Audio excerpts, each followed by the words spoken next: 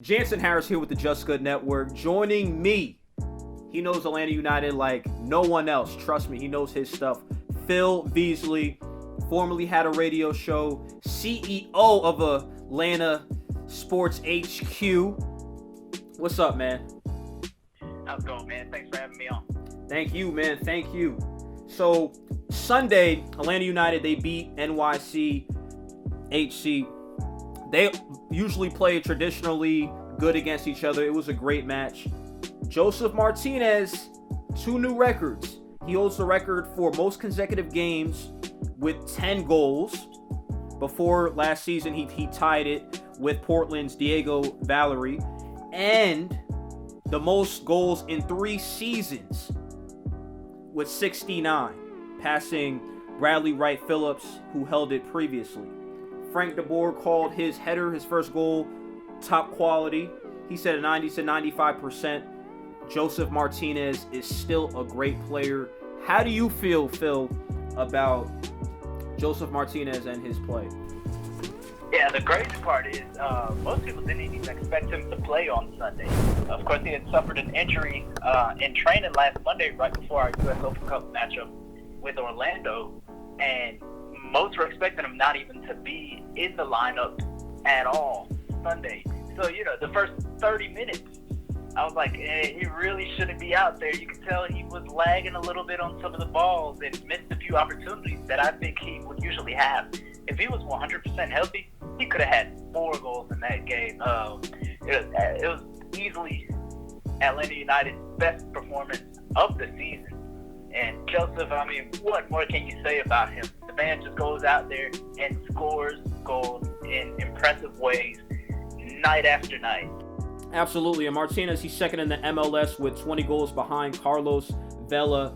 Frank DeBoer, speaking about best performance, he said Pity Martinez played his best game.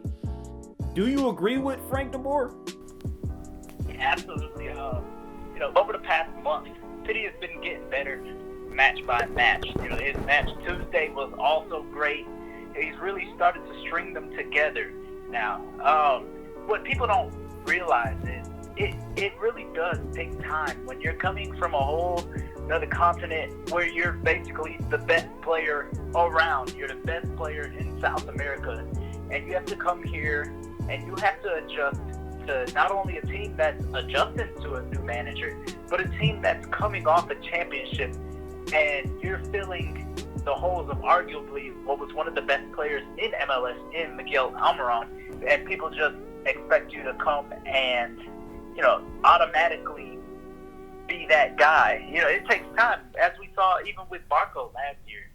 Barco didn't have a great year last year, and people were saying the same things that they were saying about Pity. Absolutely. The sky is the limit for him. Yeah, because Frank DeBoer... I think it'll be smooth. Yeah, sorry to cut you off, because Frank DeBoer did say... He said these players, it takes 6 months once they get to the country. And we're looking at Pity, it's around 6 months now. So that does make sense to the point that you make. Speaking of Barco, did his return help Pity Martinez? Facing a little bit. Now, Barco hasn't looked as good as he did before injury.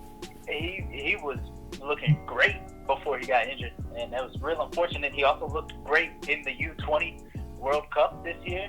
So Barco, that's another guy. We have those three front line players that really can get this thing going and have us looking like the Atlanta United of last year. Okay. Now let's talk about the Campeones Cup against, I think I said that right, against Club America, one of the best teams in Mexico. How do you think they stack up with them? To be honest, it's not looking too good. They're confident when they ask questions. They're confident. Right. I don't think Atlanta is gonna run a first team lineup. Here we are in the middle of our season. We've had the extra games with CONCACAF. We have the extra games with U.S. Open Cup. We have a huge match Sunday in Portland. Yes, it's for a trophy. They're going to go out there and try. But I just don't know if we will see the likes of Joseph Martinez out there, at least from the start. If it's close in the second half, you might see them get inserted. But I don't think we will fully go for it. Now, Club America, they're going for it. They're pretty much starting their first team lineup very similar to the lineup that they fielded this past weekend in Liga MX. So this you're predicting is going to be a beatdown, right? I won't say a beatdown, but I'm not expecting a win, and I don't think anybody else will really be upset without a win.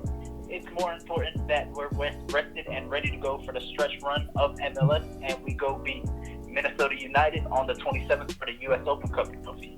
Okay, I wanted to get this in, Phil, because we haven't talked about it off air or on air. How do you feel this season about Frank de Boer? I know that wasn't in the meeting prior, me sending you the questions and stuff, but how do you feel about Frank de Boer and his first season with Atlanta United? I'm a bit indifferent. Starting out, I was like, well, you got to give him some time. And then after about 5 matches, we were still sputtering. We looked like a shell of ourselves. We just looked like we were out there. And I was like, get this guy out of here. And so here we are with the most talent the league has ever seen.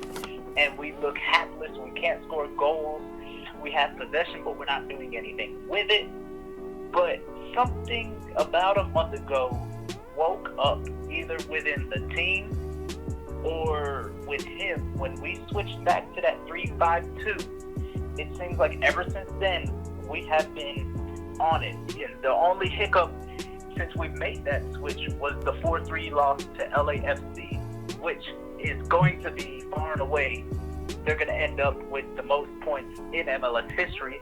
So you really can't look too much at that match. And even with that, we easily could have won that if it wasn't for a few questionable penalties and a few big saves by LAFC's keeper.